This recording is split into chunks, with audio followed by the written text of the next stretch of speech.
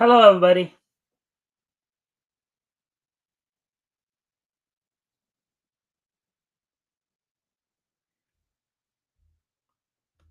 All right, happy Tuesday, everybody. Today is Tuesday, August the 13th, 2024. So, of course, as we wait for our people to show up, friendly reminder to everybody, of course, if you guys can help out by liking and sharing the stream, see if we get some more friendly people in here to engage. That'd be appreciated. Also, if anything here grabs your attention, feel free to comment and or ask questions. I'll try to answer the questions to the best ability. So it looks like we do have other people here, it looks like. So I'll talk about, I guess I will get right into what I'm going to talk about tonight and what's on tap for tonight. So for tonight, I'll be going over a couple. I'll be basically talking about three things. A couple articles from Bounding into Comics, um, and before that, of course, I'll be talking a little bit about some updates on Saturday night's Toonami block from Adult Swim, as well as Cartoon Network and all that, as well as as I said, going over a couple articles from Bleeding Fool. Surrounding Netflix, including one thing being that Netflix, of course, there's been some leaks going on. That is, there's been a breach in Netflix that's caused some leaks to happen, and also there's a rumor going around about live action Pokemon series. So you're looking at that. I guess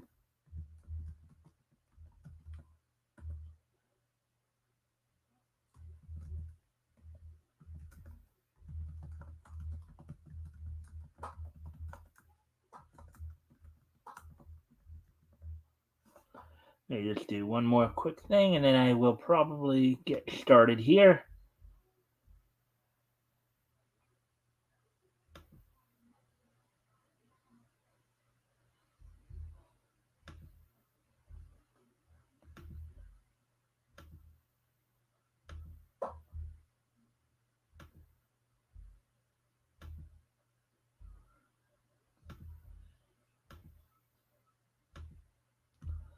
Just sharing it a little bit more with people who might be interested.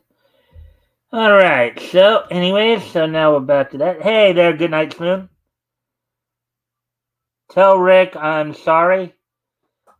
I don't know why you'd want.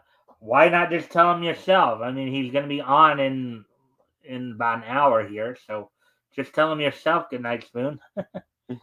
uh, unless yeah, I won't make it to the show tonight. Oh, okay. Well, I'll let him know.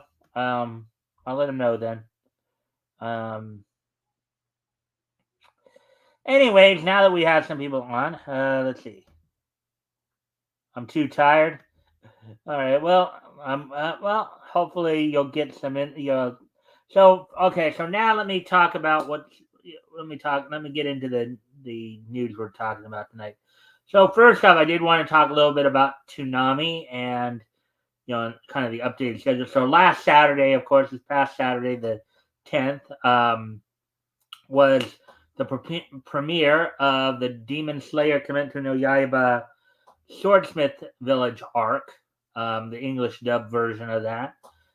They went with about an hour, you know, intro to that as they bring Demon Slayer back to the lineup last weekend. And then this weekend, the 17th, starting at midnight, of course, will be the premiere of the Rick and Morty anime. And in this case, they're presenting the English subbed version, Japanese with English subtitles. And then, of course, that's 12 Eastern, 9 Pacific. And then following that, of course, Demon Slayer, Kimetsu no Yaiba, One Piece. Um, hey, hey, Rick. Well, I guess. Good night, Spoon. You can tell them yourself now. Well, Rick might read the chat already, but anyways, so this, as I said, last Saturday, the premiere of a 1 hour premiere of Demon Slayer Kimetsu no Yaiba, the Swordsmith Village arc, and then this Saturday, Rick and Morty the anime with subtitles, Japanese with subtitles, will be premiering at midnight Eastern, 9 Pacific, followed, of course, by Demon Slayer Kimetsu no Yaiba at 12:30, 9:30 Pacific, 12:30 Eastern, 9:30 Pacific, and then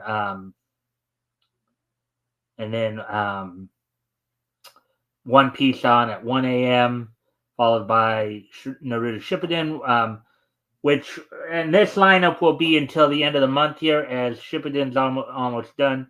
I think they're down to the last 3 episodes. 1:30 Shippuden at 2 a.m. Dragon Ball Z Kai. 2:30 Ninja Kamui, the dub version, and then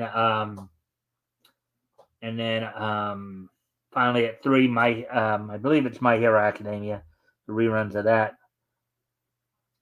I guess no feud with Joshua tonight in my chat. Yeah. So once more, just to remind everybody of Toonami starting this weekend through at least the end of the month. Rick and Morty, the anime, Japanese with subtitles, on at midnight, followed by Demon Slayer Kimetsu no Yaiba on at 12:30. One Piece on at 1 a.m. 1:30 Naruto Shippuden. At 2 a.m. Dragon Ball Z Kai. Ninja Kamui on at 2:30, and then on at 3 My Hero Academia. So that's at least what I got for you in terms of the Toonami news. So now let's get into move on to the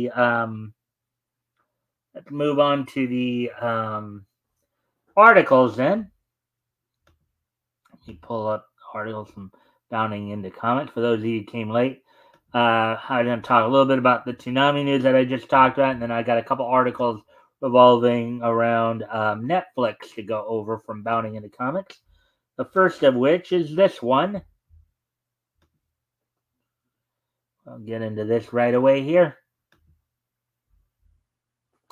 Netflix breach results in leaks of Dandadan, Rama 1/2, Terminator Zero, and more. Perpetrator threatens further drops. Article by Nerdigans Inc., published on August 12th. So somebody, I guess, is basically going after Netflix for some reason, and and planning to leak a lot of their content. So 6 episodes of the new Dandadan adaptation, a handful of episodes of Paw Patrol, the entire season of Rama 1/2 remake.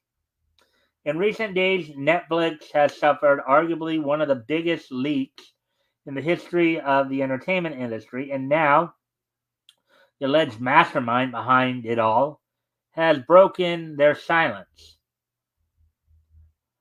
All right.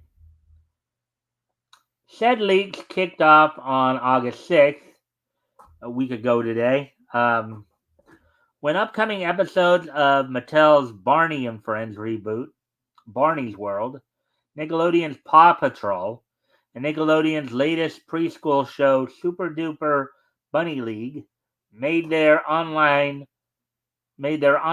far ahead of their official release dates. Following these preschool-centric leaks, the perpetrator, who 4chan users have since deemed Leakanon, proceeded to drop a large chunk of Netflix's fall anime lineup, including the first half of Sainu Saru's adaptation of Yukinobu Tatsu's sci-fi manga Dandadan, 5 episodes of Lark's Entertainment's adaptation of Yabako Sandrovich and Dero Mayon martial arts tournament manga Kengen Ashura Season 2 Part 2. Toei Animation's Mononoke cinematic spin-off Mononoke the movie Phantom in the Rye. The complete first seasons of Mappa's reboot adaptation of Rumiko Takahashi's beloved classic Rama One Half. Let's see. Um, let's see. And the complete first season of production IG and Skydance's animation Terminator Zero. Now, of course, I guess the $1,000,000 question everybody be asking is, why is this person leaking this stuff? What's the motive here?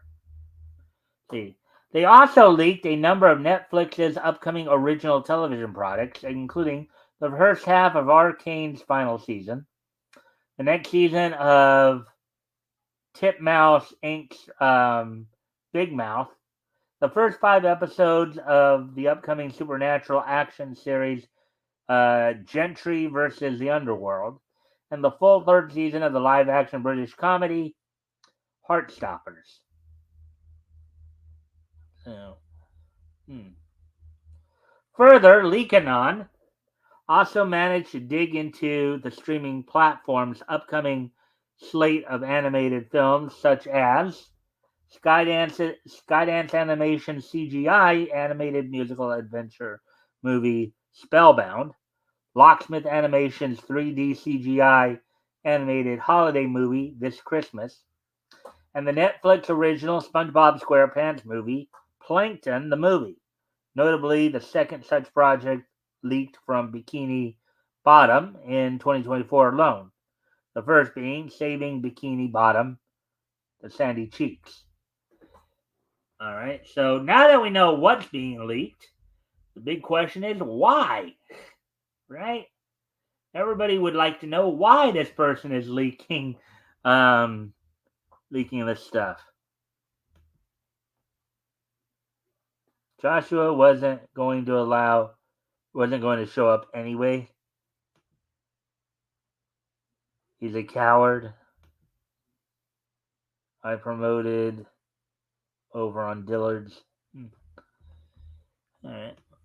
Thank you, Rick. If you're meaning you promoted my show on Dillard's, that helps. Again, if you guys haven't already, if you guys can like and share this, and see if we can get some more friendly people in here to engage. That'd be appreciated. Also, if anything here grabs your attention, feel free to comment and or ask questions, and I will try to answer the questions to the best of my ability. On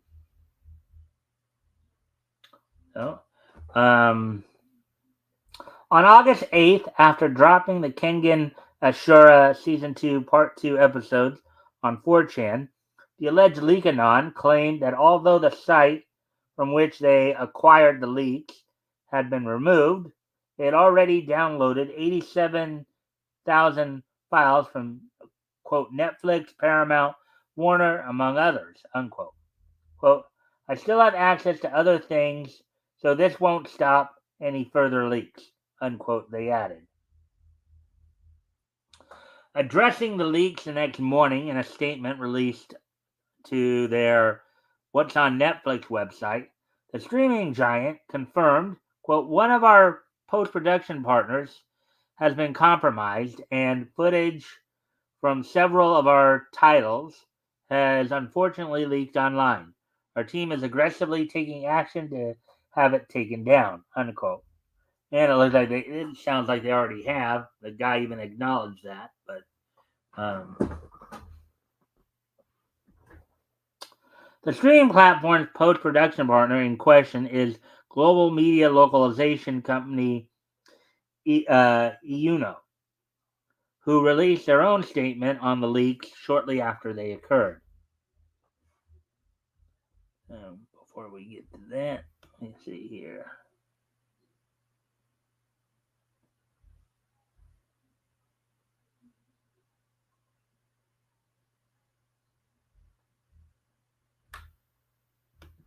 All right, so I saw Eagle 43 there. Download what? They'll show on our team. Yeah, they show.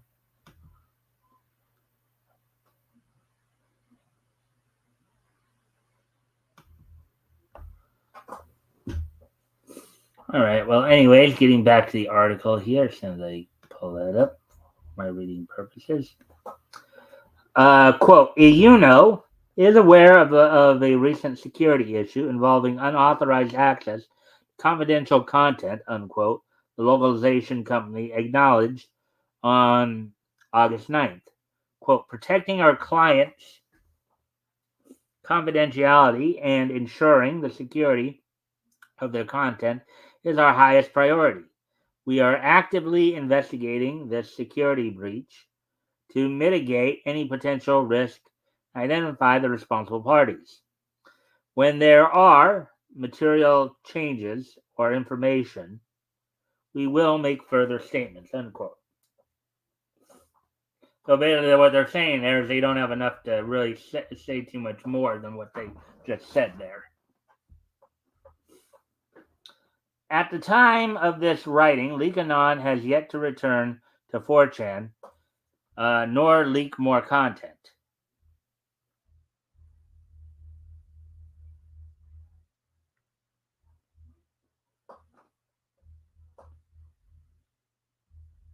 All right, and that's all they have on that article.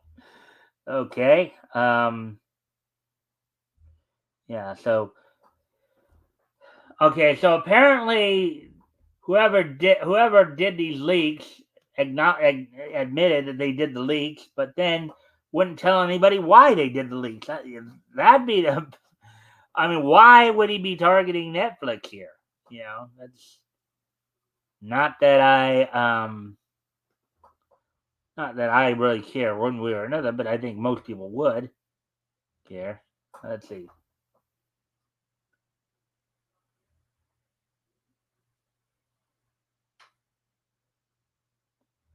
Oh boy.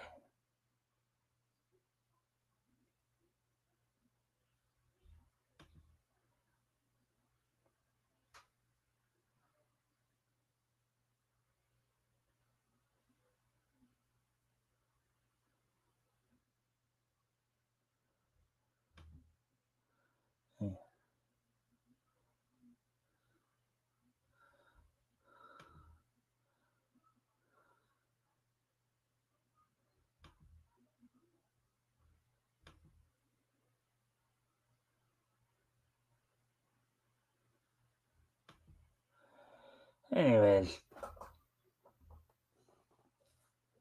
all right. So that article is done then. So let's move on to the next article then.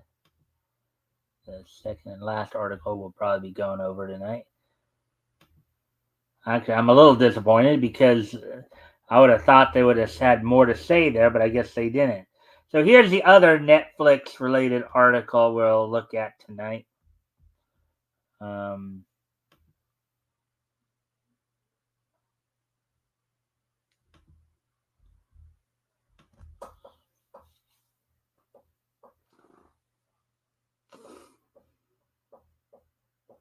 Rumor. Now, granted, I usually don't do a lot of rumor articles, but figured this one might be some interest. Rumor: Netflix's live-action Pokemon still in development. Red to serve as series protagonist. So, article by Spencer McCulley, published August 13th, which is today. So, let's get into this then. Now, Red is, of course, the protagonist from the games. Um, Despite absolutely no word on the project being raised outside of its initial announcement, a new whisper suggests that Netflix live action Pokemon adaptation is still in development and with a rather surprising choice of protagonist.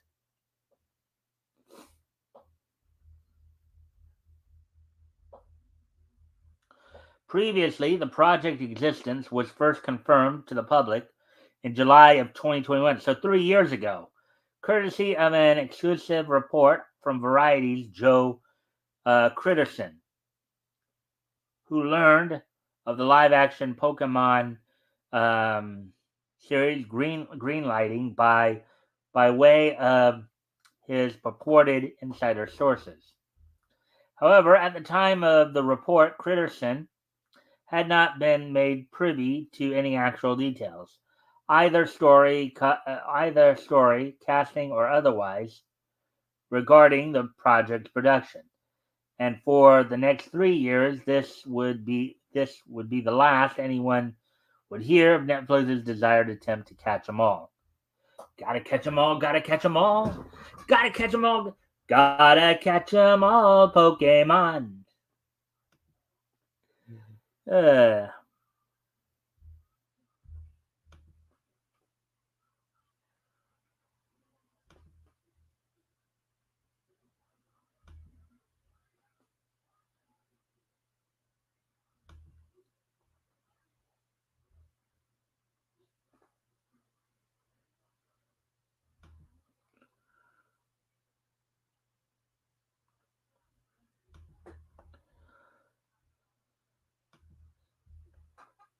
all right. So anyways, as we continue on with the article here.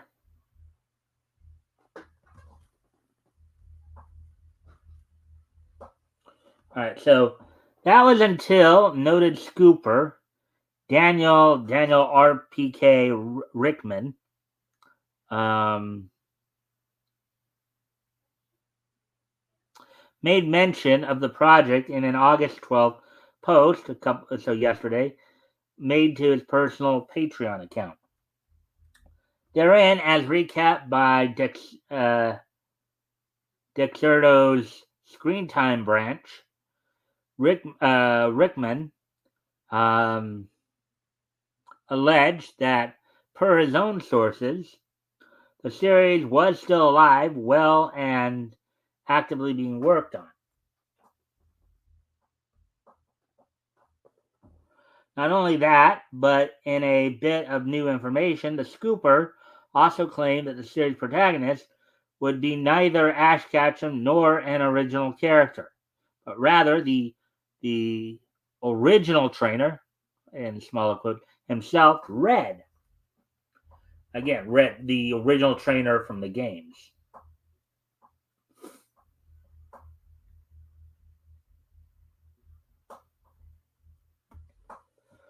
For those unfamiliar with the trainer by name, you may recognize him as the baseball capped protagonist of the original Generation 1 red blue for US players, green for JP players, and yellow Pokemon games.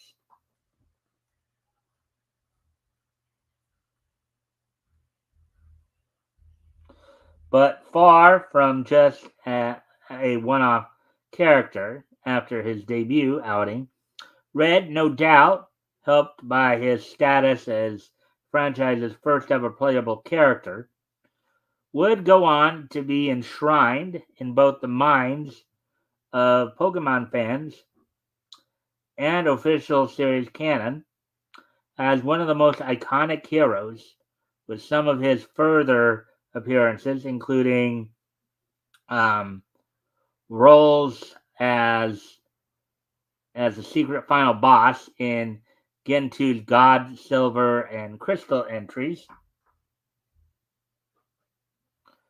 the boss in Generation 6's Battle Tower in Sun Moon, Ultra Sun, and Ultra Moon, and as a playable character in Super Smash Bros. Series ever since Brawl.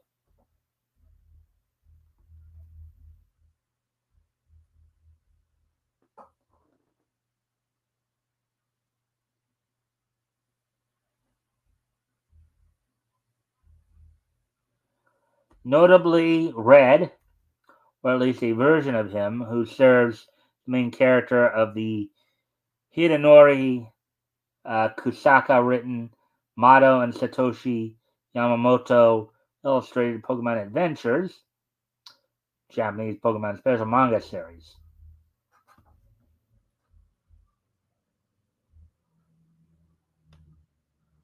See what's going on.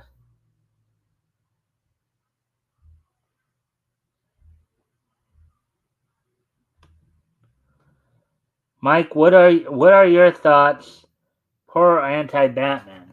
Pro Batman, obviously. Batman's a pretty cool character. You know, he may not have any superhero supernatural powers, but he's trained himself in mind and body to be the peak of human condition, which that's something that you definitely have to respect. All right. Mike, are there any voice actors from Colorado? Um,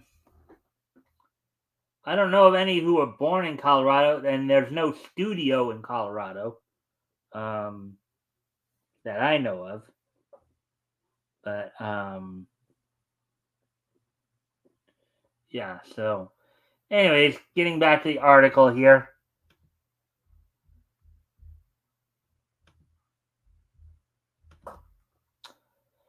A take on the franchise that's just as much more grounded as it is fantastical. The manga sees Red not only lead a charge in red, green, and blue arc, but also from there on out, much like his video game counterpart, serve as a side protagonist throughout the rest of the series.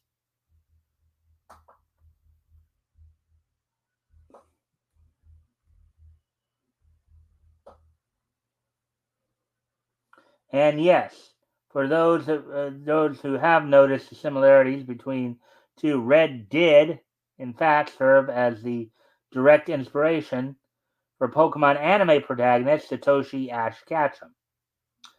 To this end, it is to note that Netflix is choosing to go with Red as their lead rather than his anime counterpart, particularly as popular belief suggests that given the massive viewership the series has seen from across the world, they would hope to bank on the popularity of its main and widely recognizable main character to help get eyes on their new endeavor.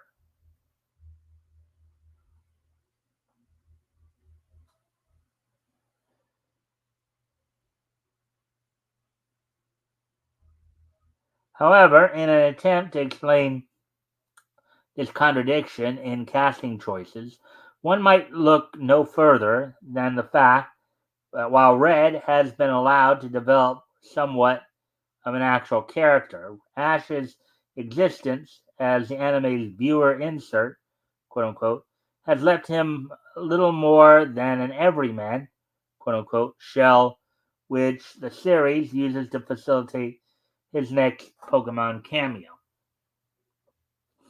Well, yeah, I mean, I just recently found out this out because about a couple months when I started watching the Sun and Moon arc.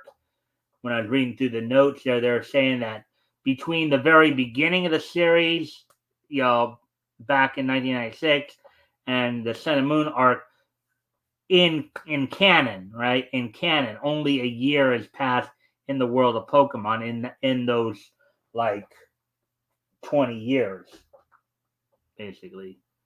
Um, um, um, anyways,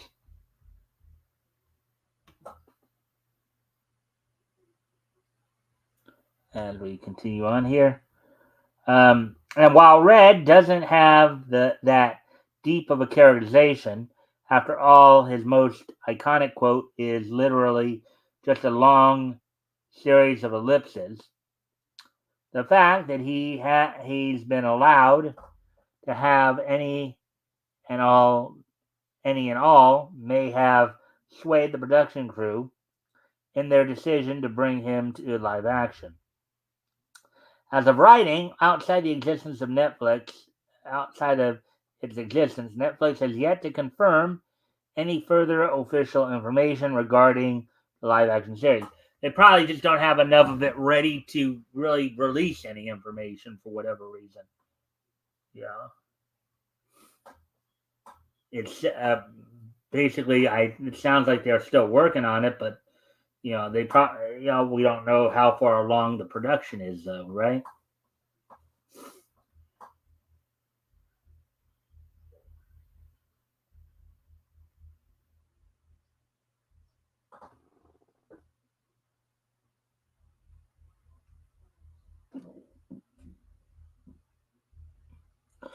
Oh, there's an interesting thing they do in the. You can actually see the Pokemon in the. They show you the as opposed to the anime. Alrighty then, so there we go with that one.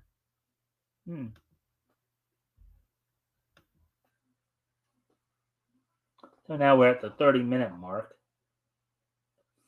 So I'm going to go ahead now then and move on to the wrestling wrap up.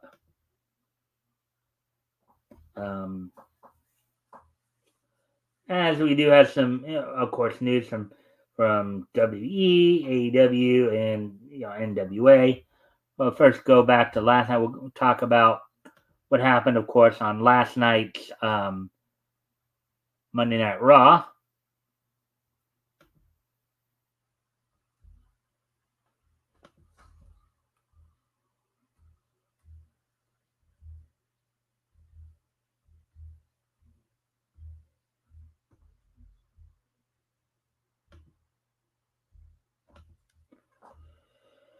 As on last night's Monday Night Raw, we saw in a battle of Judgment Day, start on a bit of a revenge tour. Damian Priest defeated Carlito in a singles match. Damian Priest would, of course, later on, I believe, get involved in a scuffle in the bar area with Dominique Mysterio. Odyssey Jones made his in-ring debut, with the other members of the New Day of Kofi Kingston and Xavier Woods, defeating Vincent Winey in a minute 46. A Texas Tornado tag team match, the team of American Made of the Creed brothers, Brutus and Julius Creed, defeated Alpha Academy of Akira Tozawa and Otis, tearing that storyline with Maxine Dupree in their corner. In a number one contendership match for the WWE Women's Tag Team title, Damage Control duo of Io Sky and Kairi Sane took on the Pure Fusion collective of Shayna Baszler and Zoe Stark, who had Sonya Deville in their corner, PFC as they were called. They battled to a no contest. Now, it was also reported that Dakota Kai apparently got some sad news, as apparently she's torn her meniscus ligament and will be out for a few weeks here. So she'll be out of action for a while. So right now, Io Sky and Kairi Sane, the only active members of Damage Control still active, is Asuka's also still nursing an injury, and she hasn't returned yet. Bronson Reed, in a continual build-up for him, defeated the Miz in a singles match, and of course took out R-Truth as well. And in a best 2 out of 3 falls match in the main event, Braun Breaker retained the Intercontinental title over Sami Zayn 2 falls to 1. Sami getting a victory in the match, kind of show everybody that Breaker is not completely invincible, but continuing to build there. As everything's being built towards Battle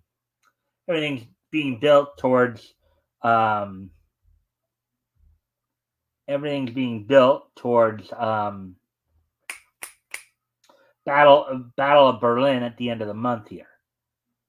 So, anyways, now moving on to talk a little bit about what's going to be going on tonight's NXT. Just going to pull that up.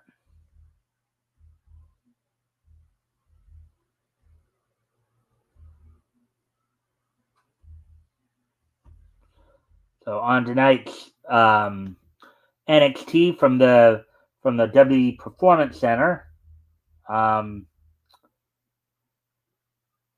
in a match for the Heritage Cup title, Tony D'Angelo, with the rest of the family in his corner, will be taking on Charlie Dempsey of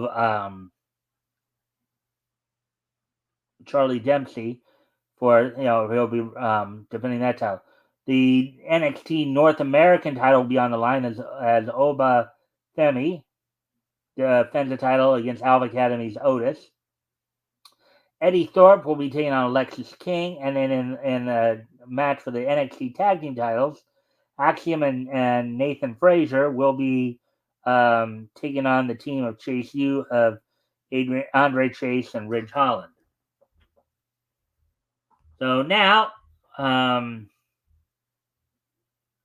let me go to the NWA for a moment to talk a little bit about what's on tonight's Power episode.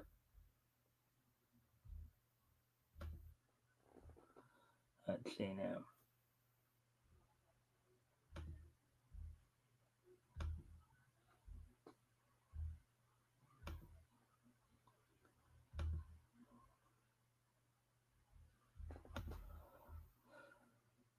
Did I find it here? Let's see.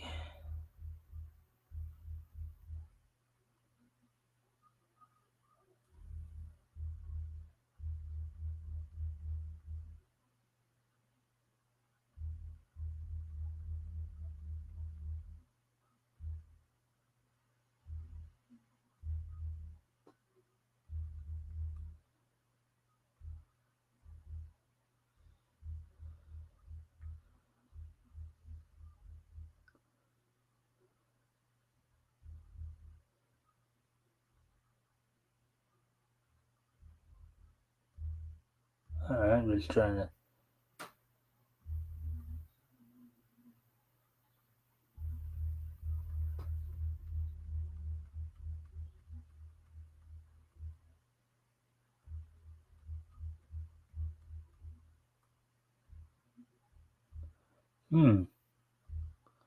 Funny, they don't have.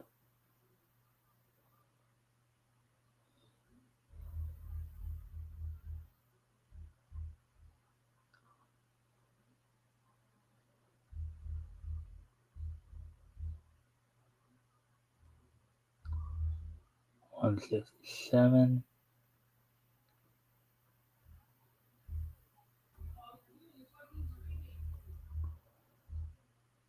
One. Yeah, I know they should have 170 up here, but I guess it did before, but I guess they don't now.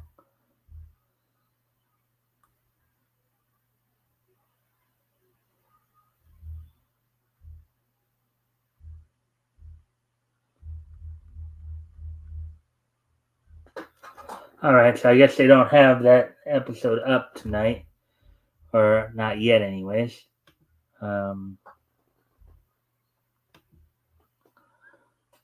Did you turn this into an ASMIR stream? No, I don't know why you would think that. I'm not even fully sure what ASMIR is. But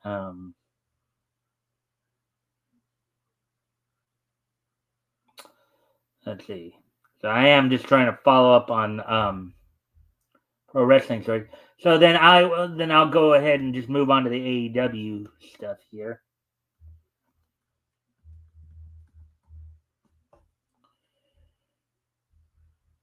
So so in AEW news, of course, there are a number of guys who haven't been on TV of late, partly because of the fact that their contracts will be due up, and there's been some discussion on whether or not they have re-signed with the company yet. Of course, among those guys include Ricky Starks, the Lucha Brothers, and Daniel Garcia. It does look like at least the Lucha Brothers, whose contracts will be up towards the end. I think by the end of the year, will they plan on moving on. There's been some talk that WWE's shown some interest. Ricky Starks is another guy who looks like WWE may be interested in. His contract will be up soon. And Daniel Garcia, there's still some speculation on whether or not he has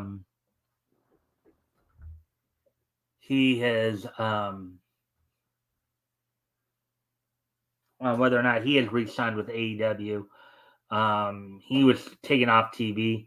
I guess they're still in negotiations. He hasn't been involved because I think his contract is imminent. So Brian Danielson also in his interview with Jim Ross this past Saturday indicated that he was in need of neck surgery before the end of the year. So see how that all plays out. As he's right now not working, he's working for AEW but without a contract. So yes, MIR is one of three things, depending on who you ask. I think it can be a sleep aid. Oh boy. Oh yeah, I think I know what you're talking about. And people just very low and whispery kind of talk to you or something like that. Um, Almost like trying to paint you a picture just by in a very I think it can be okay. So anyways, okay, yeah, I think audio sensory something, I guess. But yeah, that. Okay. I'm not trying to put people to sleep. It's just that obviously I'm just mid thought here on some things. So anyway, so we got through some of the more recent news items. So now let me talk about what's going to be happening on tomorrow night's Dynamite for um for All Elite Wrestling. AEW will be at the Chatway Arena in Norfolk, Virginia tomorrow night. In a three-way match, you'll have Roderick Strong taking on Orange Cassidy, taking on Kyle O'Reilly. A match that was set up on last week's Dynamite after Jeff Jarrett's Anything Goes match with Bryan Danielson. Adam Page had attacked Jeff Jarrett, setting up a match this week between Adam Page and Jay Lethal. In a non-title match, Swerve Strickland will be taking on Wheeler Yuta in preparation for his match against Bryan Danielson at All In a couple weeks. Mercedes Moné puts the TBS title on the line against three-time AEW World Women's Champion Hikaru Shida. And the Young Bucks will be defending the AEW World Tag Team title against the Acclaimed. So with that, that's all I have for you on the wrestling side of things. So anyways, with today being Tuesday, August the 13th, 2024, let's take a look back at this day in each history. So today, as I said, today being, let me just double check some things here. 2014, 1994, 1954, and then 2004. Okay. So first off, we're going to head back 70 years ago today, as on this date, 70 years ago today, back in 1954. So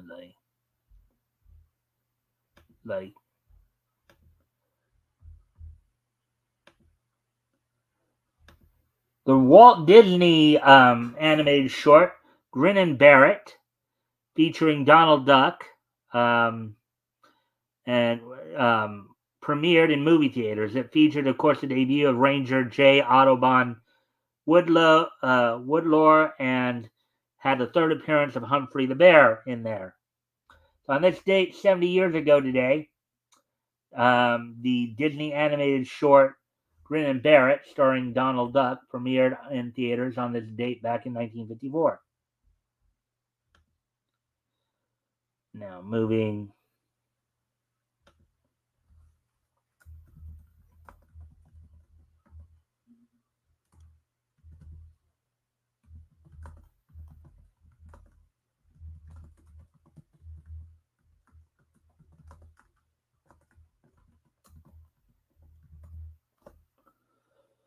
All right, so with that, going to move on a bit here to the next piece of niche history, moving ahead to 1994, 30 years ago today. On this date, 30 years ago today, ECW held its Hardcore Heaven event at the ECW Arena on this date 30 years ago today. This was, of course, 2 weeks. This was, I think, 2 weeks before the infamous NWA World Title Finals, in which Shane Douglas threw down the NWA belt and gave his speech. But the main event of this event, the Hardcore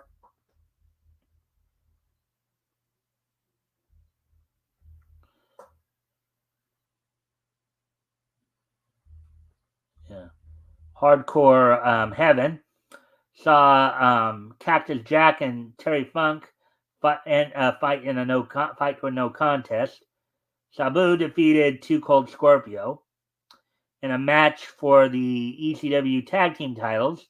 Public Enemy of Johnny Grunge and Rocco Rock retained over Axel Rotten and Ian Rotten, the Rotten brothers, in a baseball match. In a Singapore cane match, the Sandman defeated Tommy Dreamer via DQ, which I have no idea how you do that. Jimmy Snuka teamed with the Tasmaniac to defeat the Pitbulls in under a minute. Let's see. Jason defeated Mikey Whipwreck to become the new ECW television champion. And the show opened up with Hack Myers defeating Rockin' Rebel. So that all happened. So 30 years ago today, ECW held its Hardcore Heaven event from the ECW Arena in Philadelphia, Pennsylvania. Now, moving ahead to 2004, 20 years ago today, on this date, 20 years ago today, was the United States premiere of Yu-Gi-Oh! The Movie Pyramid of Light. So on this date, 20 years ago today,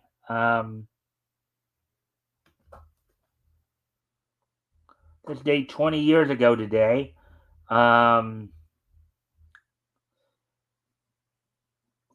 Entertainment's Yu-Gi-Oh! The Movie Pyramid of Light premiered in the U.S. on this date back in 2004, 20 years ago today. And finally, going back just 10 years ago today, on this date 10 years ago today, I go grab that. On this date 10 years ago today, the 15th issue of Abe Sapien from Dark Horse went on sale on this date back in 2014. Sold for $3.50 with 28 pages. The story was Lost Lives, written by Mike Mignola and Scott Stewart Ali, with art by Juan Ferreira. Lettering done by Clem Robbins, and then colored by Eduardo Ferreira. So there we go. So there we have it for you guys. I thank everybody for being here tonight. Of course, we'll be back here tomorrow night with more Neat News. And of course, I'll send Rick the link in the morning. Also, of course, this Friday, of course, our weekly trip down Comics History Lane. We go back to March of 1940 to talk about books that went on sale in March of 1940. This week we'll be focusing in on Fiction House. We'll be looking at, of course, Jumbo Comic Volume 1, Issue 15, as well as Fight, Planet, and Jungle Comics Volume 1's Issues 5. So with that, I thank everybody for being here. And I hope to see everybody back here tomorrow. Bye.